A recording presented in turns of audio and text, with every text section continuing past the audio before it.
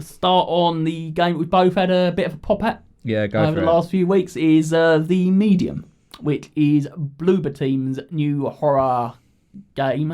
I don't know what exactly you describe it as, because I thought it was survival horror before it came out, and it's not really survival horror. It's more of a, I don't know, how would you describe it? A walking simulator? Yeah, just sort of like a kind of horror adventure walking simulator type thing. It's a bit more complex than a walking simulator. Tiny bit. It has some puzzles. I've actually probably... Have I? No, I haven't. I was going to say I've played walking simulator. It's more complicated than that. No, I haven't. Yeah, it's got my tip. But yeah, so it's new game by Bloober Team, and is available on the Xbox Series systems and PC at present. I don't know whether it'll ever be going to anything else, but yeah. Which has obviously caused a bit of confusion for some people, because some people see exclusive for Xbox and assume it's a big first-party game, where it's not. It's AA at best. Probably accurate. And I didn't mind it. Like, I played through it over a couple of days. Took about 8 hours or so, and I quite enjoyed it. Apart from a incredibly cop-out ending.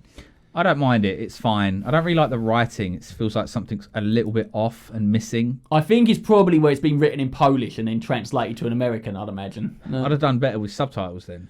Yeah, that was one of my big things. It's like, if you're going to make a game set in Poland, starring Polish people, let me just put it in Polish and have English subtitles. There's a bit like I think it skirts having good ideas with the whole double world thing, like that little girl character. But when they have conversations, I'm just like taken out of it, because just strange way that these two people communicate doesn't seem that convincing. I don't know. I didn't think they were too cheesy. much. The problem is, someone else said this. I can't remember where I'm nicking it from, but they're saying the problem is because the main character, that Mary Ann, is supposed to be used to this happening to her. And obviously, has been used to going back and forth between the normal world and the spirit world all of her life. She doesn't really react to things in the same way as the audience do, like the actual player. So it's, you feel like she sees something weird, and instead of kind of like, being shocked or amazed or outraged or whatever by it, she just kind of takes it in her stride. Maybe. Yeah. A good comparison is Control. The character from Control is in a sort of similar position, where That she's is kind true. of Yeah, got, yeah. and I think they handle it a lot better with the whole internal monologue she does. Sometimes someone will say something, and you'll hear as a player hear her thought before she speaks. Gives it a bit of context. But she's not the girl in Control, Jessie, is it? I don't think she's meant to be as used to that kind of thing as... She's got... She's had one incident happen to her when she was a kid, right? Yeah. But she doesn't... it's not like, obviously, the Mary Ann in The Medium, where she's like literally been going back and forth between that spirit world and seeing dead people her whole life. Yeah, I think it's a nice distraction. Yeah, I thought, like I say, I quite liked the whole the two-world dynamic thing. I thought it was quite fun when you were solving puzzles across two worlds. You could see them both at the same time. I mean, I know you could easily do that with, like you say, a press of a button and jumping back and forth, but I kind of liked seeing both at the same time. Yeah and no. Yeah. I think it chugs along to the point of just irritating me when there are two worlds going on. See, that's the difference, because obviously you were playing on PC and you tried to max out the frame rate, so it's dropping. No, from the start I was at 30. Okay. All day long I was hit. See, 30. I didn't notice. I didn't think it chugged that much on the Xbox. This is what I was saying. It said 30 and was holding on a steady 30, but it didn't feel like it or look like it. Juggled along. Just didn't seem very well optimised. I thought it was alright on the performance on the Xbox. Apparently it's got some pretty bad frame pacing from the Digital Foundry, but I really didn't notice it once I was playing. It seemed to hold a pretty stable 30. Even like the dual world bits didn't seem to tank the frame rate that much. Yeah. It's fine, I think. There were some of the most interesting bits I thought for that were where you were being chased like through the forest, and it was like literally flicking back between the two worlds in real time. Yeah, I remember that. Yeah, just because of how impressive it was, how quickly it was changing between asset sets off the SDD. And obviously that's the kind of thing that we want to see in this generation of gaming, is using the next gen architecture to create a sort of unique experience. Which again is something that hopefully we'll see with Ratchet and Clank. Well, the Medium looks nice, and I want more games to do a fixed, even though it's not true fixed. It sort of follows you sometimes. But it's cinematic camera angles, right? I want more games doing that. Yeah, no, they definitely use the fixed / cinematic camera angles to create a much better sense of atmosphere in some bits. Like some of the bits where you're walking through the forest and that, and instead of just being like following you through the forest, you kind of just see yourself from above. Because I know there were some complaints about it. So I think there's obviously an audience, I don't know whether they're young or whether they're just, I don't know, too inundated by modern games, but really didn't like the idea of fixed camera perspective. But I was sort of saying is that the problem is that it help you when you can use cinematic camera angles like that. You can use them artistically to kind of help create a sense of like claustrophobia or dread or whatever in a horror game. Whereas a game where you can kind of control the camera, you don't get that same sort of feeling. Yeah, as long as they know what they're doing. You play a game where they control the camera for you and it's not done very well, it can just be irritating. Yeah, it could be a problem. I mean, we've seen games like that in the past, especially on like earlier generations where you didn't have dual sticks as well. Like, Worked pretty well with the medium though. Yeah, but I think they did quite well. And I thought, graphically, I thought it looked really nice. All the assets and the materials, etc. Yeah, it looks fine. Yeah, were really well done. Lighting was nice.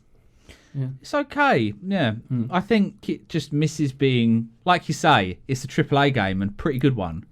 It just misses that like next gen feeling. I don't know. I thought it did. I mean, for one, it was the first game I played with noticeable ray tracing on the Xbox. Even though it's technically that cool as C had it as well. But I mean, did you play it with ray tracing turned up to ultra on PC? Yeah. So obviously you got more ray tracing than I did. Yeah, it looks nice. The ray tracing always looks nice. It's one of them games like Control where they put it in where it looks good rather than just. Well, no, if you turn it up to ultra on PC, you get it a lot more across the board. I think on the Xbox it's more kind of like sparingly used, but apparently ultra settings on the PC is almost like everything is ray traced. Yeah, that shows you how much of a difference it makes. Well, yeah. Well, I mean, it's one of those things where obviously it just makes stuff look more realistic, right? So if it's done well, you shouldn't notice it. You should just feel more immersed.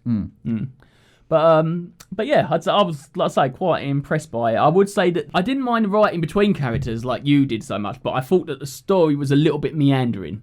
It feels like, I know I didn't finish it, but I think I'm getting towards the end. From what we discussed, I think you were very close. It feels like one chapter of a game that should be made up of multiple chapters with some kind of through line linking them together. You know, the Blackwell games or those Sherlock Holmes games or something. Yeah.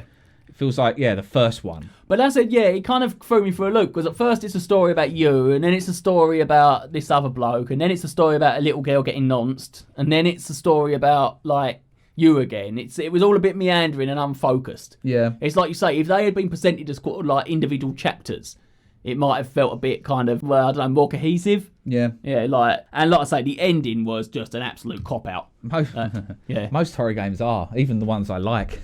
I don't know, Resident Evil's usually have big kind of... I was going to say that. Resident Evil 7 had not a great ending. I never finished 7's there, so... Yeah, well, I can't even I don't really mind if you do. I mean... Don't even remember, mate. Don't even remember. Pretty sure you do a slapdash boss fight and then escape on a boat. A lot of the earlier ones had big kind of bombastic endings, didn't they? I mean, the early ones did. Resident Evil 1, you fight the tyrant on the roof, right? Yeah. And then the helicopter picks you up. Resident Evil 2, you fight... It Depends on what you've done and who you play. Depends on who you play and what scenario you're doing. But you end up, the big boss on the final scenario is the big blob monster on the train. Yeah.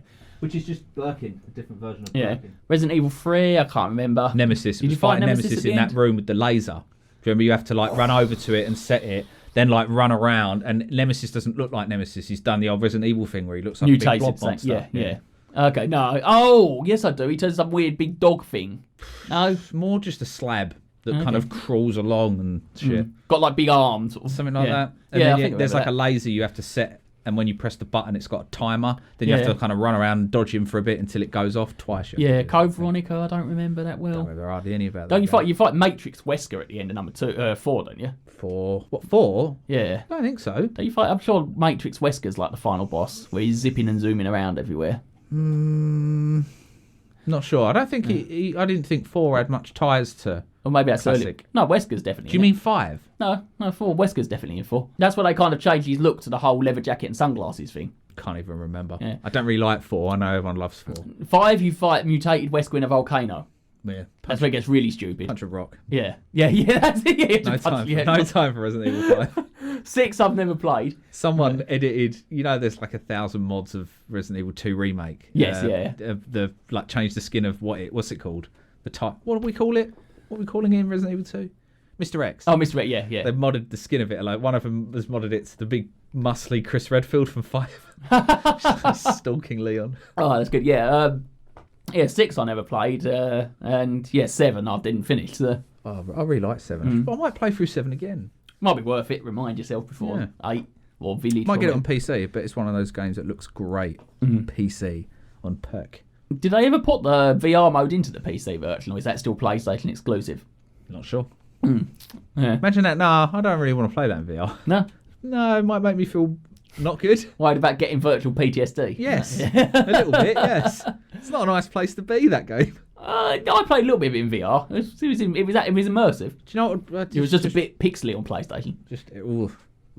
Everything's dirty and meat everywhere. Not a nice place to be. Yeah, but I haven't confirmed the VR mode for 8, right? And That's given fine, that I don't think you can't use the VR natively in PlayStation 5 games, so I guess not. I mean, but it is cross-gen, so there's a PS4 version coming out, so never know. Yeah, so obviously that is the medium. It's I would say if you've got Game Pass, give it a go.